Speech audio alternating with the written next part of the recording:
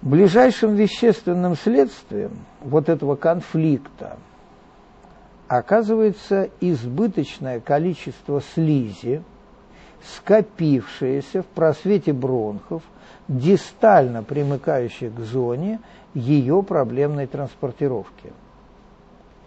Какая-то часть этого избытка получает, разумеется, возможность преодолеть эту зону низкой эффективности кашля в силу того, что накопившийся слой как бы компенсирует собой недостаток амплитуды каплеобразных натеков, слабо выраженных в условиях лекарственного расслабления гладкомышечного аппарата бронхов. Однако само по себе существование,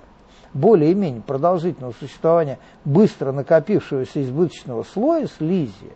чревато тем, что, будучи текучим, так или иначе, веществом, собранным в толстый слой, она обретает возможность ретроградного смещения в поле тяготения вдоль стенок бронхов в сторону ацинусов.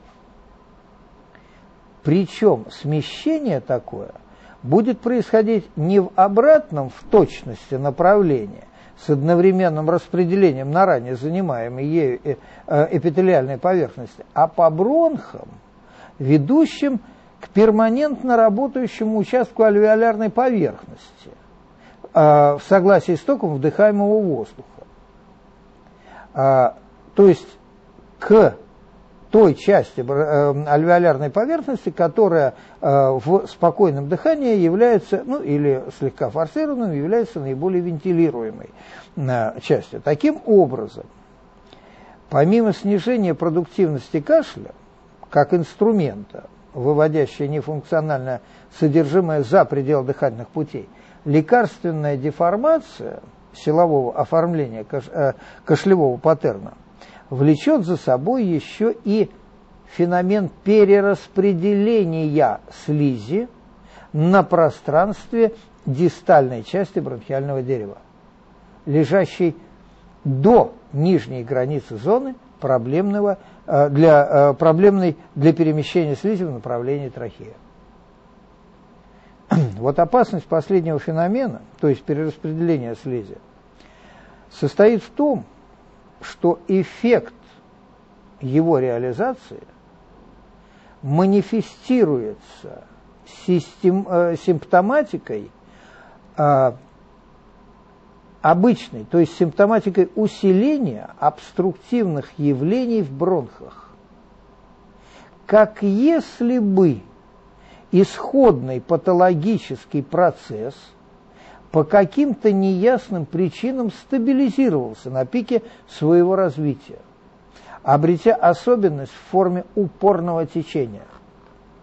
В силу этого естественным же представляется и ужесточение мер, направленных на борьбу с обструктивными явлениями. А в перечне этих мер, как известно, отнюдь не последнее место отводится бронхолитическим препаратам, без понимания пока того, что именно благодаря их применению развитие событий обретает характер циклического процесса с положительной обратной связью. Причем особую проблему в развитии событий по такому сценарию является собой то обстоятельство, что кашель, будучи фактически единственным способом выведения нефункционального содержимого из полости нижних дыхательных путей, становится одновременно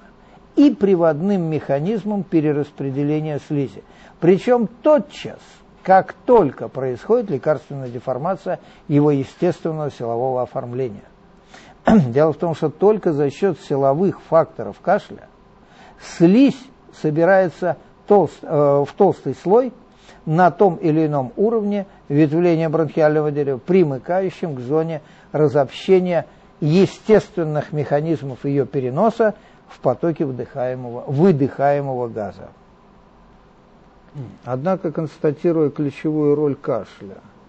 в реализации перераспределения слизи, ошибочно было бы не зафиксировать внимание на том, что роль таковая кашлю не присуща вообще,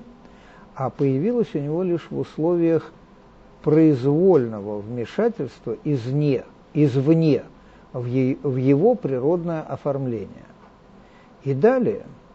опираясь на это уточнение, уместно заметить, что произвольная лекарственная деформация функционального состояния собственно силового аппарата бронхов влечет за собой не только снижение эффективности кашля, одновременно она принципиально извращает его функциональное содержание, делая этот феномен реальным приводом хронического присутствия обструктивных явлений в той части бронхиального дерева, которая более других вовлечена в рутинный процесс внешнего дыхания. Вот на месте понимания этой ситуации, опять же пока,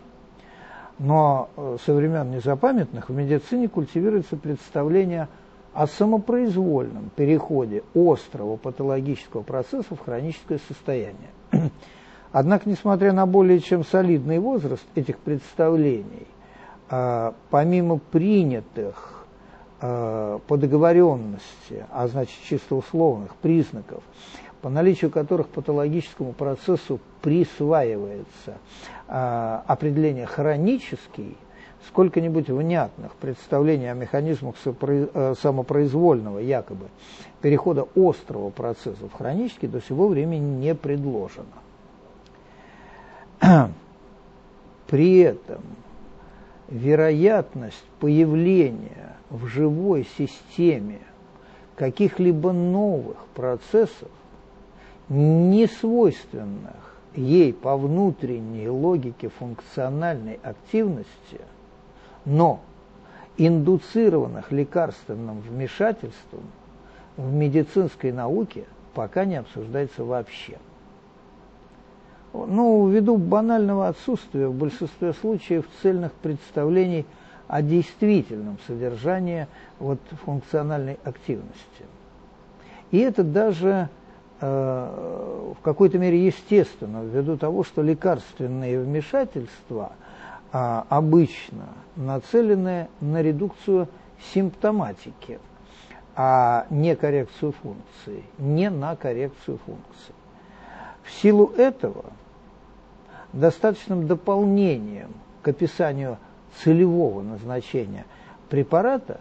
считается перечисление побочных эффектов его применения, что по сути далеко не тождественно тем событиям, которые развертываются в организме вследствие изменения текущего состояния навязанных лекарственными препаратами той или иной функциональной системе. Между тем, вещественно оформленные новые процессы, однозначно индуцированные в организм приемом лекарственного препарата, имея сугубо физическое наполнение, могут быть начисто лишены каких-либо следов метаболизма этого лекарственного вещества, будучи обусловлены изменениями функционального состояния соответствующей мишени, которой этот препарат адресуется. Изменение, например, сократительной активности гладкомышечного аппарата никак не имеет в себе следов метаболизма лекарственного препарата. Мало того, единожды искусственно запущенные в организме новые процессы, не свойственные естественному устройству функциональной системы, всегда обнаружат и тенденцию дальнейшего собственного развития, и устойчивость присутствия во времени, определяя тем самым как бы затяжной, то есть хронический характер течения исходной патологии, но имея на самом деле принципиально иное содержание, иное в сравнении с теми патологическими процессами, на которые списывается затяжной характер патологии. Причем фактическая автономность новых процессов сама собой гарантируется поскольку возникают эти процессы при деформациях естественной организации функциональных систем, но по сути автоматически на базе проявления фундаментальных закономерностей устройства природы вообще, в котором живое состояние вещества или вещественных объектов является заведомо частным случаем или частным вариантом их реализации, реализации закономерностей. Помимо этого, устойчивость присутствия вещественных следов реализации новых процессов, индуцированных лекарственной агрессией, имеет место по факту банального отсутствия функциональной организации от дыхательной, в частности, системы, как, впрочем, и любой другой, оказавшийся в аналогичной ситуации, адаптивных ресурсов, позволяющих нейтрализовать события, имеющие не только количественное, но качественное новое содержание. Причем одно из таких событий, чреватое для воздухоносной системы легких, далеко идущими последствиями, происходит при каждом кашлевом толчке, реализованном в условиях деформации естественно-силового оформления кашлевого паттерна воздействием лекарственных препаратов с так называемым бронхолитическим действием. То есть, по сути, при каждом кашлевом толчке, реализованном в условиях как угодно, в любой степени относительно оптима ослабленной сократительной способности гладкомышечного аппарата внутрилегочных бронхов.